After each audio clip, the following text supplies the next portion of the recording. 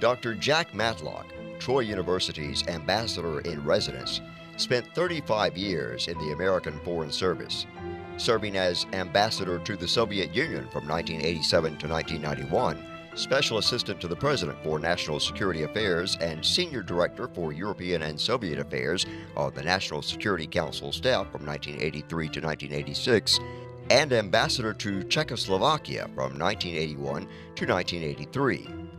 In a January 2018 presentation to students, faculty, and the public on the Troy University campus, Dr. Matlock shared his unique insights on the end of the Cold War and the resurgence of contemporary Russia.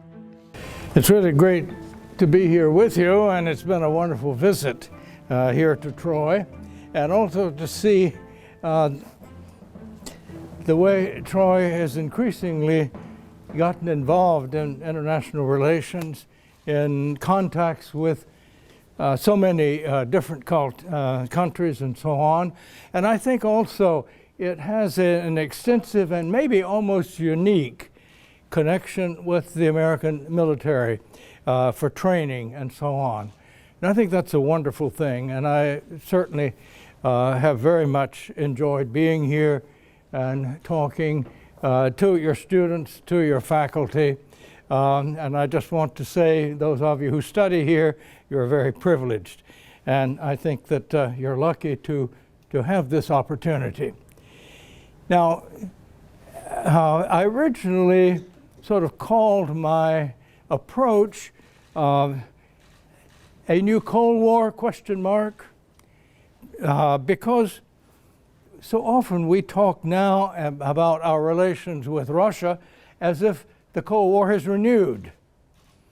We talk about Russia as either a competitor or an adversary or even sometimes an enemy. And we talk as if the issues were the same as they were during the Cold War.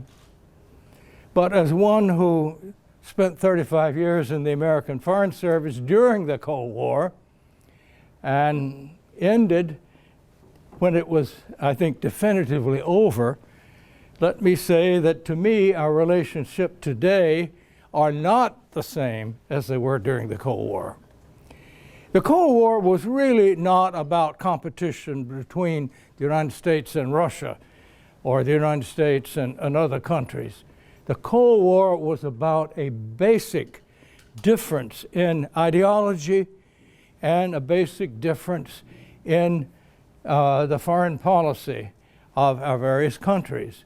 And when we talked about a policy of containment, it was not a containment of Russia, it was a containment of the communist Soviet Union to keep them from spreading communism in the world. Now, in order to end the Cold War, actually, as a result of ending the Cold War, the Soviet leadership threw off the communist system. We have an entirely different type of relationship with Russia today than we had during the Cold War. But we have unfortunately transformed many of our attitudes as if they didn't change. We talk about the West and the East. Well, we are west of Russia, but we have many things in common with them, including at the most basic level, the same interests. Terrorism is a threat to both of us, and it happens to be the same type of terrorists. In fact, they are a greater threat to Russia than they are to us. And basically, the most serious interest, and it's a life and death interest, that we both have is making sure there can be no nuclear war. Much of our negotiation during the Cold War was what we do about the nuclear arms race. Well, actually we ended it. We ended it because it was ridiculous to begin with. And now, of course, the problem is not so much a nuclear arms race as making sure these nuclear weapons don't get out to other countries. That's in Russia's interest, that's in our interest. But it's also a responsibility because the United States and Russia still have over 90% of the world's nuclear weapons. If these are ever used, we won't survive. So let's bear that in mind.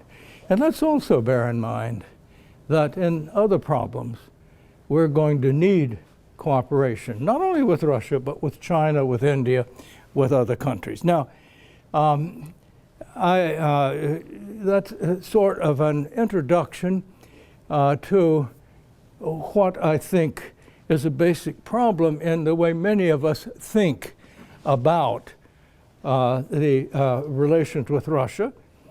And I think that in order to understand why we need to change some of those attitudes, we really need to go back and think about how was it that we ended the Cold War to begin with, that first Cold War, the Cold War about over communism.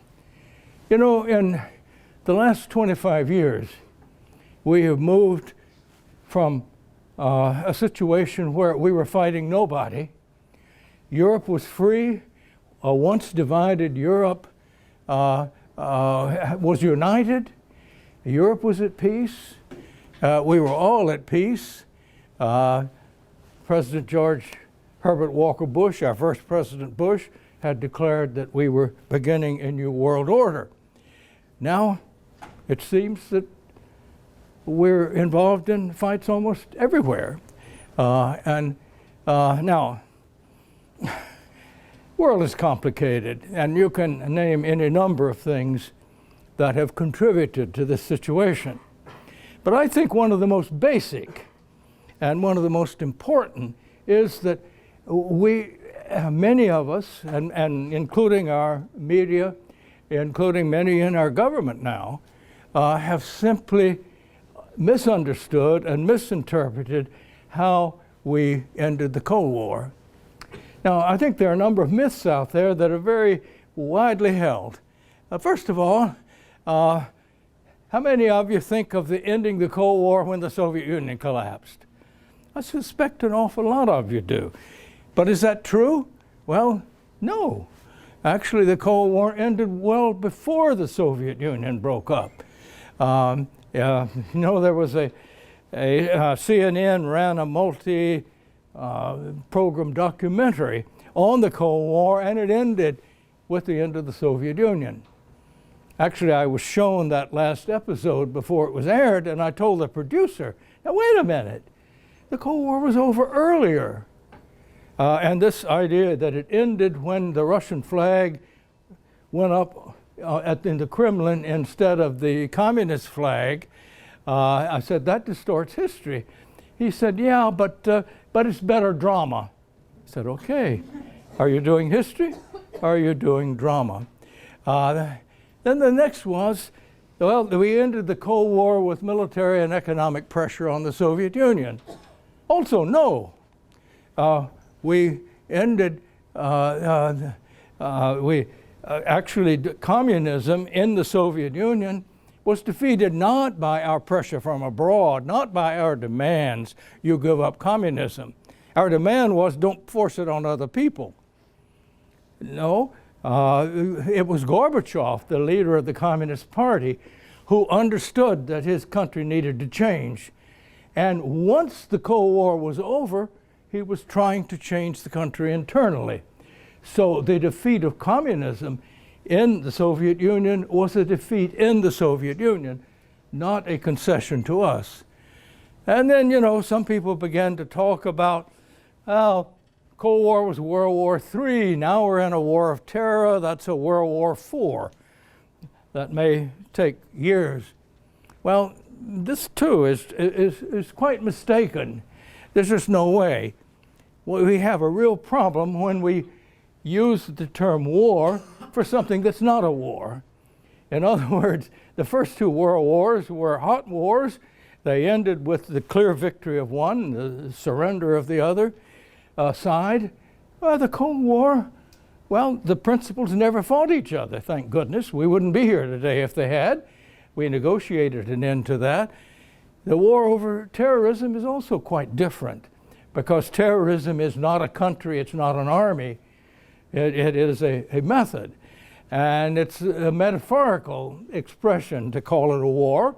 We talk a war on drugs. We talk about a war on poverty. That's not the same. Now, you don't win a war on drugs, for example, by invading other countries.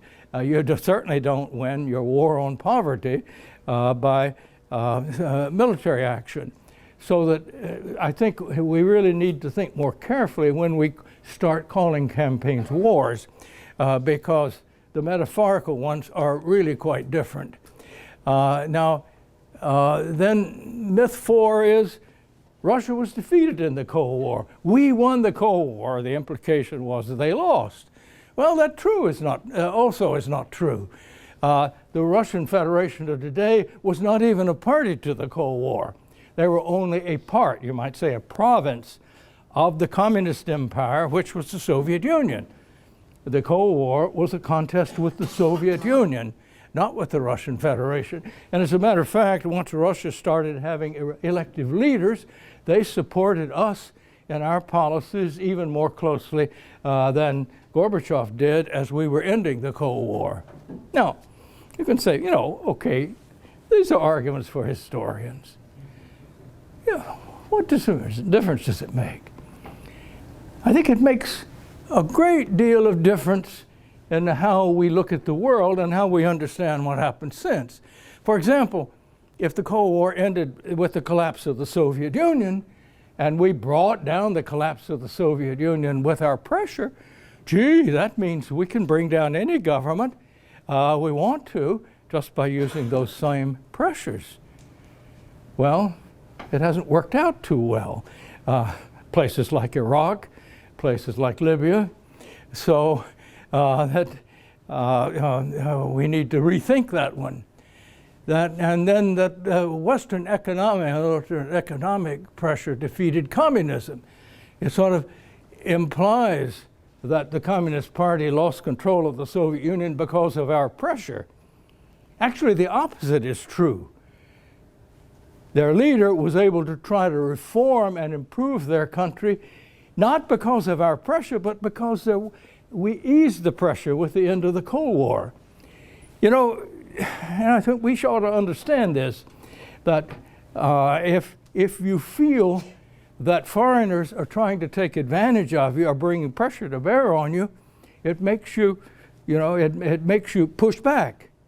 On the other hand, once the Cold War ended, there was no military pressure on the Soviet Union, then the internal contradictions began to come into play.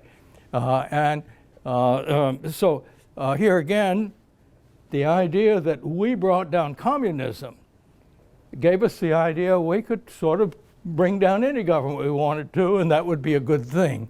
Then myth 3, that the Cold War was like World War III. As I've pointed out, this is a false notion that these metaphorical wars can be fought the same way that real wars are. Certainly not true. And of course, if you consider Russia a defeated nation and you treat them that way, what's going to be their reaction? Well, their reaction has been that we tricked their leaders, we made promises we didn't keep, and that we're simply out to get them. So what do you do if you think somebody's out to get you? You push back. We would, and that's exactly what they're doing. Now, and what they're doing, as I'll explain, is not necessarily in their interest. But on the other hand, we have to understand pushback and pushback. And when we say we won the Cold War, yes, the Cold War ended on terms that we made, but we set terms that were as much in their interest as ours. I know that because I helped set them. And what we had to think about in the Reagan administration is if we can convince Gorbachev that trying to dominate other countries is not in their interest and they'll pull back, and that we can cooperate on many other things, that we have to not try to get superiority or try to change the government internally, but try to change their external behavior. And that's the way we negotiated it. When we say we won the Cold War, well, in a sense we did, but they did too. In fact, just as much as we did. It was, they were hurting more from the arms race and what it cost than we were.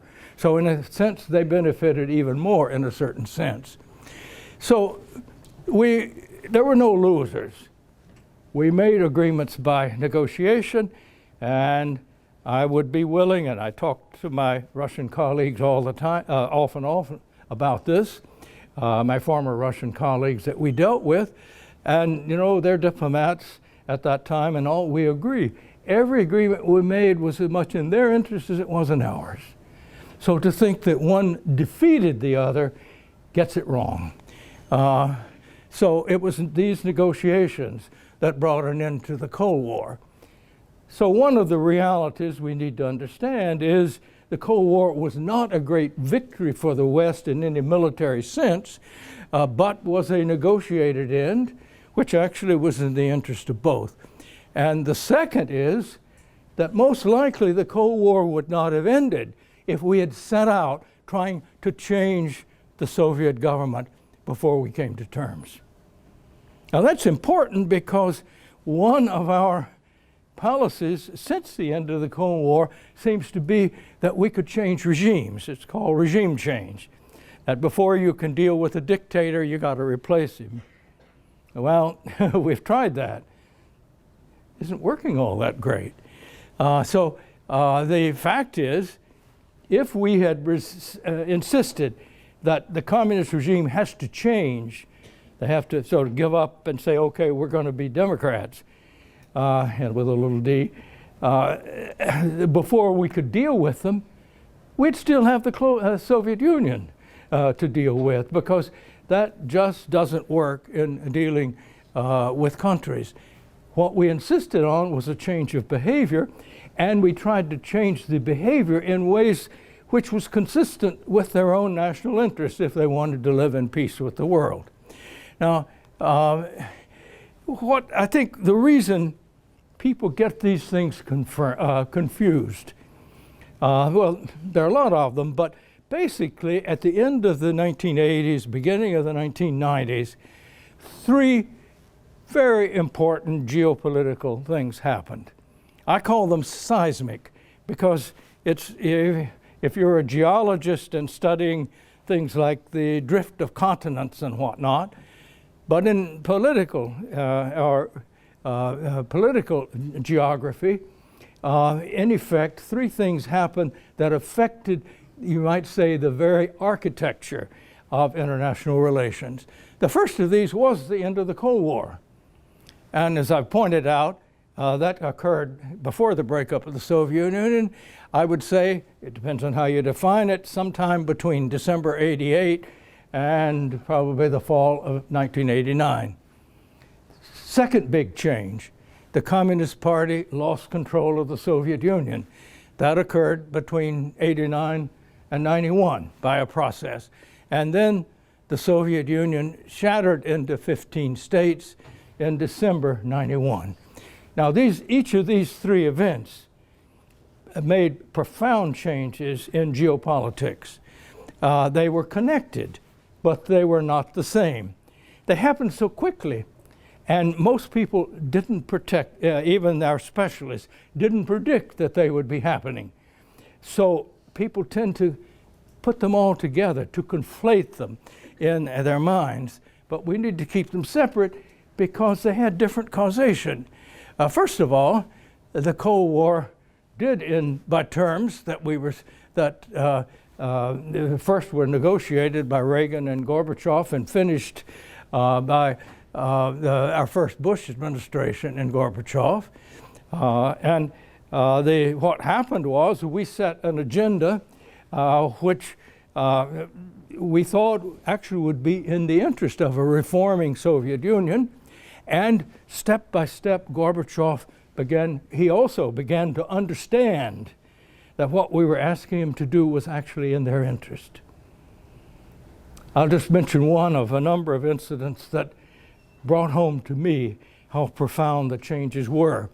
In the fall of 1988, our foreign ministers at that time, George Shultz, Edward Shevardnadze, met as they usually did at the United Nations in September during the General Assembly.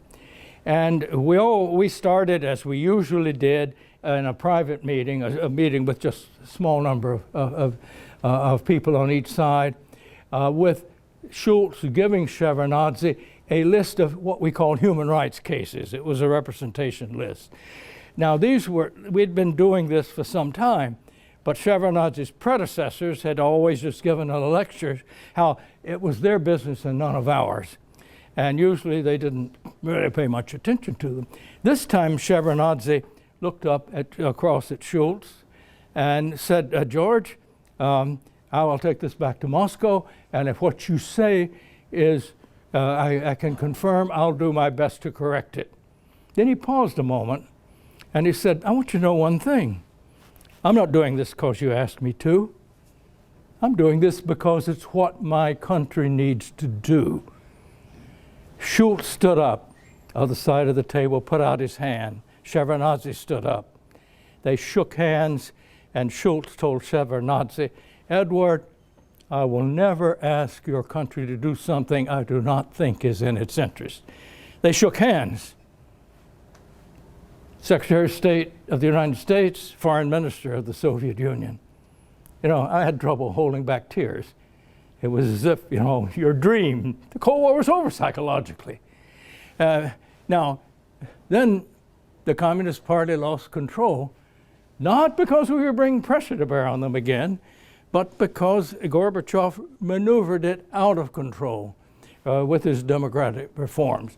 He did so because when he started trying to reform the country, he started hoping that he could reform the country using the Communist Party, sort of as a vanguard. And then the Communist Party officials started trying to block it. And he did something that nobody outside predicted. Still, the people have trouble grasping it. How could the leader of the Communist Party of the Soviet Union act consciously to take it out of control of the country? Now, he would explain it to us privately. He never said this publicly. But in private meetings, he would say, you know, our country has always been ruled top down. But when we look out at the world today, we find that countries that are progressing, countries that are producing more, countries that have, you know, peace at home, they're ruled bottom up. So he said, you know, my task is to turn Russian history upside down. But I can't do it overnight. Our people have never ruled themselves. They're going to have to learn step by step. Now that was, I would say, a profound insight, and yet at the same time, it doesn't give you, it doesn't give you a roadmap or a diagram on how you actually carry it out. But the fact is that he systematically took the Communist Party out of total control of the country. Now, and he did so not because we were pressuring him to do so, but because he did so because in his own mind he understood they needed these reforms. Then finally, the Soviet Union itself broke up into 15 independent countries. Now, this happened when the elected president of Russia, this was all, Gorbachev was the one who introduced for the first time free elections, or relatively free elections. Eventually, Yeltsin was elected the president of the Russian Federation, which was part of the Soviet Union. And eventually he conspired with the leaders of Ukraine and Belarus to dissolve the Soviet Union. Now, actually, the United States at that time was trying to help him build a voluntary union of at least 12 of those 15 republics. We always were in favor of the 3 Baltic countries regaining their independence. But for the others, we would have preferred to deal with a voluntary federation. And actually, President Bush, or the first President Bush, made a speech in Kiev, August 1st, 1991, recommending to the Ukrainians and the other non-Russian republics to support Gorbachev's Union Treaty. So, in effect, when the Soviet Union broke up, for entirely internal reasons, this was not a victory for American foreign policy.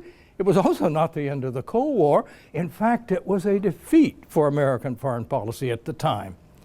And yet, most people, including most people in Russia, have the idea that that was the end of the Cold War, that we forced, tricked them, and have been treating Russia as a defeated country ever since. So these myths that I've been talking about affect not only our attitude, it affects their attitudes as well. Now, okay, during the Cold War, we would talk about the two superpowers. And then when it was over, suddenly people said, oh, now there's only one superpower. And they would use terms like the world was bipolar, as if the US and Soviet Union ran everything. And now it's unipolar. That is, the United States can run everything. And some recognize, well, this won't last forever, but I'll call it a unipolar moment. A unipolar meaning we can sort of take control of the world. We can help create democracies, and since democracies don't fight each other, they will support our foreign policy. And that we should use our power to support human rights everywhere as we define them. Well, the problem is, I think we were misinterpreting what you mean by superpower. Yes, US and the Soviet Union could destroy each other. In fact, we could destroy the world. If all of the nuclear weapons we had were used, mankind would not survive. That's the sort of end of it. At one point during the Cold War, each side had between 40 and 60,000 nuclear weapons deployed. I mean, now US and Russia have about 3,500 apiece. That is still enough to destroy the world. But does that kind of power enable you to govern other countries? Does that kind of power enable you to protect minorities? I mean, it's a destructive power, but it is not the sort of power that can actually change countries. So, we're a superpower in what we can destroy, but not a superpower in much else. Because the fact is that the only real way you can spread democracy, and I think also respect for human rights in the world, is to do it at home. Show how it works, and then people will try to learn. You invade them or pressure them, well, they react like we would if we get outside pressure to push back. Now, let me just briefly run over what happened between the end of the Cold War and the present. The Clinton administration, for the 8 years, 93 to 2001, they had some real achievements, but then they missed opportunities. One thing, we had a Europe whole and free in 92 when he was elected, and yet he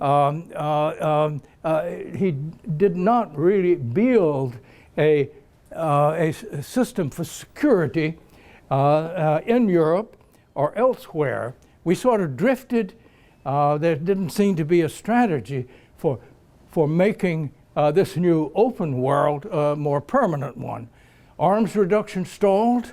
Imports of oil grew unchecked. Despite the Oslo Agreement early on in the administration, that he didn't follow up until nearly the end of his administration, and therefore we didn't get peace in the Middle East. Then he started NATO expansion, which left Russia out of the European security structure.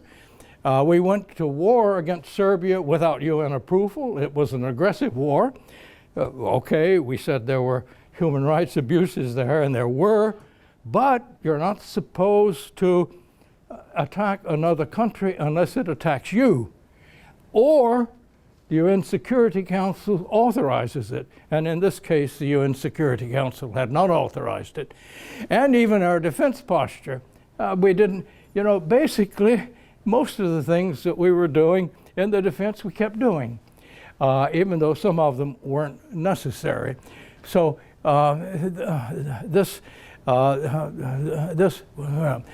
so as I said, we had the Oslo Accords in the Middle East were a promising start, not taken advantage of. And the treatment of Russia then, their president, Boris Yeltsin, the one who had ousted Gorbachev, he had a drinking problem.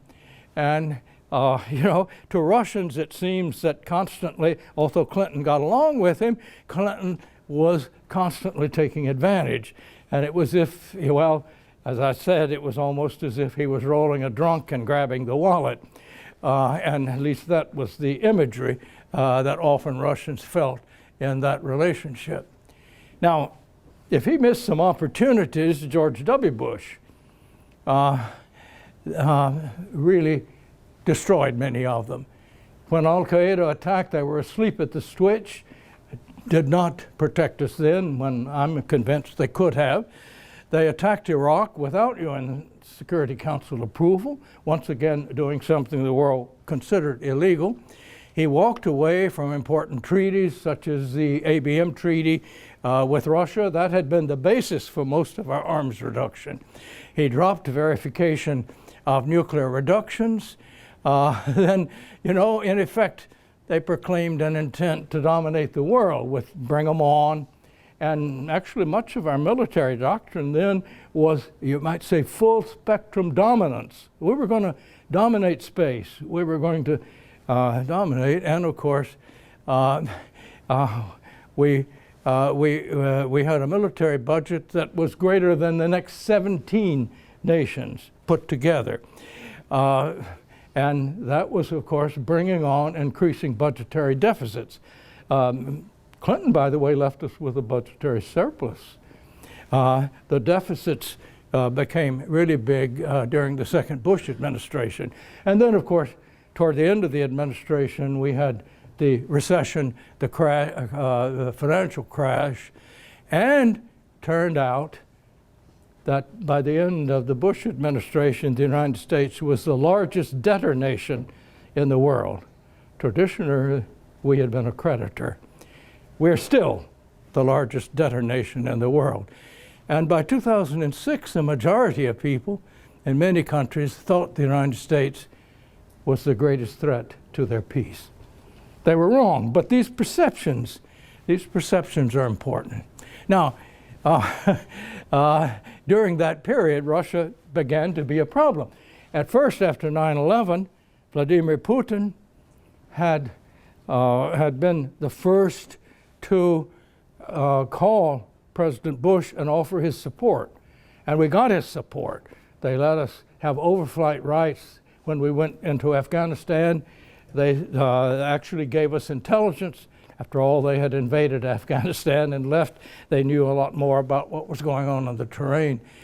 But in return for their cooperation, as I said, we left the ABM treaty. We continued to move NATO eastward, leaving them out, and even by 2008 talked about bringing in Ukraine and Georgia. Now, anybody who knows the history of that area knows that that is going to be an utter red line for any Russian government. It doesn't have to be an authoritarian government, doesn't have to be a nationalistic government. We just have to remember what our reaction was when outside powers try to inject power into our hemisphere. You know, Wilson took us to war in World War I, in part when he found out the Germans were trying to make a treaty with Mexico. I think most of us can remember very well how we reacted to the Soviet support for Cuba. In fact, we came as close to a nuclear war as we have been when the Soviet Union began to put missiles in Cuba. We're very sensitive what happens in our hemisphere, and we have been for just about 200 years of our history. And why Americans can't understand that Russians, whether they're democratic or not, are going to react to the United States talking about bringing into a military alliance, which Russia is not part of, to areas that for centuries were actually part of their country. This was a problem. Also, we began to very actively support rebellions in a number of the former Soviet republics that were now independent. As I said, there was a Rose Revolution in Georgia, 2003, Orange Revolution in Ukraine. They all put colors on these. Now, there were representatives of Western finance NGOs were very active, and a lot of our diplomatic personnel were active in encouraging the demonstrators that changed these governments. I think that was not wise for outsiders to get involved in the internal politics. But the Russians, being a very suspicious people, after all, they've been invaded repeatedly by outsiders, are convinced that these revolutions were fomented by the CIA. I don't think they're right, but again, you got to understand that people operate on the basis of their perceptions, and certainly we encourage them. Now, when Obama was elected, I think that he was very popular in the world, and instantly almost the attitude of many people was changed. And actually in his first term, a lot was achieved. We got a New START agreement with Russia, but their problems began to develop because essentially what President Obama tried to do was, okay, let's cooperate with Russia in all of those areas where our interests are the same, but at the same time, we're going to support democracy in Russia. And that meant, in practice, we were supporting people who were opposed to President Putin. In other words, we were getting involved deeply in their domestic politics. And that obviously is something that everybody is going, any country, you're going to get a reaction. Think of our reaction now to accusations of Russian meddling in our election. I'll tell you what they did regarding our election last year is trivial compared to what we have done regarding Russian elections and others. It's a case where people either don't understand what we've done or just don't believe that turnabout is fair play. But the problem was that many of the policies were right, but there were the issue of continuing to support opposition groups in these former Soviet republics became a prime security issue for Russia. Now their view, and I think this is a view genuinely held, in many cases their view I think is not justified. They're exaggerating or sometimes they're imagining things, but they're saying that the U.S., he feels that the U.S. was seeking world domination, and that we said we want to be the leader. Leadership was just a euphemism to cover an attempt to dominate the world. Democratization, well, we were simply supporting governments familiar to us. It had nothing to do with democracy. And quite frankly, let me say, anybody who can tell me that Turkey is more democratic than Russia, Turkey, a NATO ally, I would say you don't know much about Turkey, you don't know much about Russia. So increasingly, they would say, we're just playing power politics. And this whole idea of democratization and human rights, it's just a cover for us too. Now, when the Arab Spring occurred, these demonstrations, the U.S. seemed to assume that this is a road to democracy. Now, if the Cold War had been on, we would have been against them because we were afraid they would go communist. But now we assumed, oh, they're going to be democratic. And yet, with one exception, not a single one of these has led to a democratic process. We'll keep our fingers crossed regarding Tunisia. Maybe it will turn out there. But the rest of them, it has brought more repression or actual war. And then, as I point, the whole idea of bringing Ukraine and Georgia into NATO, one aspect of that is that one of Russia's most important naval bases is in Crimea. And if Ukraine had come into NATO, Russia would have lost that naval base. They've fought many battles in their history to defend it. So there was no way President Putin was going to allow Ukraine to go into NATO, and he tried to preempt by in effect, taking Crimea back into Russia, where it had been for 2 centuries. There are other things as I've listed there, not the least of which is the fact that they have interpreted our own media, our mainstream media, as very Russophobic. That is, just everything about Russia seems to be negative. And even though, look, I'll have to be honest, most of the things they report are true.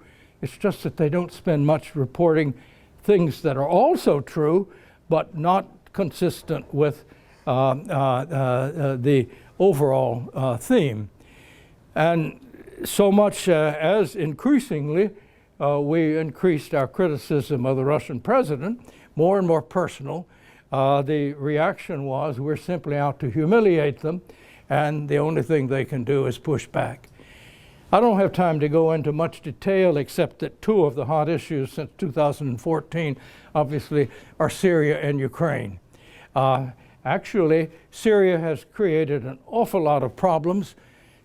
It is an extraordinarily complicated situation. To think that this was one that was either created by or that can be settled simply by either the US or Russia is, I think, simply an unrealistic dream. You've got outside influences running that almost entirely. Turkey, Saudi Arabia, Qatar, and the United States traditionally simply wanted to remove President Assad. Now, let me say that we had removed Saddam Hussein, saying we wanted a democratic Iraq, and what do we get? We get ISIS, and we get an Iraq allied with Iran. Then we took out Gaddafi in Libya, and what did we get? Instead of a dictator in Libya, we got, again, a chaotic situation with the jihadists moving arms in and out and into sub-Saharan Africa and elsewhere. So now Russia, Iran, and Hezbollah in Lebanon back Assad. I would also say Assad, being himself from a minority, was a dictator, but he tended to protect the minorities in Syria, which is something you really couldn't expect the Sunni Arabs, who were in a majority, to do. Meanwhile, ISIS expanded its grip. We've now taken care of the caliphate, but there's still a lot of ISIS there. And, you know, Russia is even more vulnerable to them than we are. A lot of these people come from areas that were in the Soviet Union. Now, and most of the opposition to Assad is either infiltrated by or so cooperating with the jihadists. Right now, it seems that there at least is an outside chance, now that ISIS has been conquered, that one can broker some sort of peace.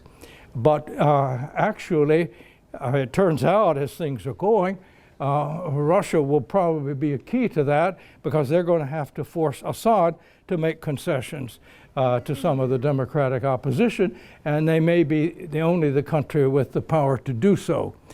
In any event, this is not as hot an issue as it was earlier between us, and with both Russian and American forces operating in Syria. Recently, at least, I understand that on an operational ground, they've been getting along okay. They notify each other of their actions and stay out of each other's hair. Ukraine, again, just very briefly, where is it? Many Americans would have trouble placing it on a map.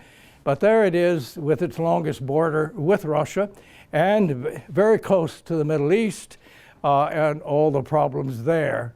It is a very divided country, one in which the borders were formed comparatively recently. These give you the dates when the various territories were brought in to Ukraine. And the most recent, of course, was the Crimean Peninsula, which was brought in not by conquest, not by treaty, not by negotiation, but because Nikita Khrushchev simply transferred it administratively to Ukraine back in the 1950s. The majority of people there are Russian and not Ukrainian. In fact, they were compared. So that one has to bear that in mind. The second thing is it's deeply divided internally. That's one of the voting patterns. And you'll see at one in the West, they were voting 85 to 90% for one candidate. In the East and South, they were voting 85 to 90% for the opposing candidate. The problem was they did not have a federal constitution.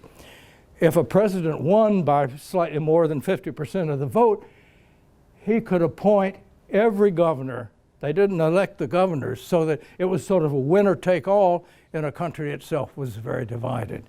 Now, I'm one who thinks that our own involvement in supporting one side there has made things more difficult to solve than it has helped solve it. But in any event, it is no way comparable to the sort of problems we had during the Cold War. Now, I would go back to the sort of beginning proposition. Our goal and the overt goal during the first Bush administration was we would want to create a Europe whole and free. Well, we're getting away from that by our policies and the Russian reaction, often exaggerated, often not even in Russia's real interest. Nevertheless, that to and fro have brought us into, I think, a very dangerous situation because, in effect, we are redividing Europe in a very dangerous sense because we are, as I said, the two major nuclear powers, and our responsibility, therefore, particularly would be to make sure these things don't get out of control. And yet, we have stopped almost all, or they have, one side or the other, of our cooperation on nuclear safety. So I think what we have lost sight of is not only the primary importance of the whole nuclear weapons issue. We should never put that out of our mind as a need to do. Reagan and Gorbachev agreed in their very first meeting, a nuclear war cannot be won, must never be fought, and therefore there can be no war between us. And it was that understanding that allowed us to end the Cold War, because we could go to them and say, why are we spending all this money on this sophisticated destructive technology? We're not going to fight each other. It's suicide. And they say in their memoirs, Gorbachev, his prime minister, Ryzhkov, that was the most powerful argument we used when we ended the Cold War. How often do you read about this nuclear issue today? It's as if we're ignoring it. Not only that issue, whether it's global warming, whether it's terrorism, whether it's containing epidemic disease, you name it, the problems of the present and the future, Russia is either going to be part of the problem or they're going to be part of the solution.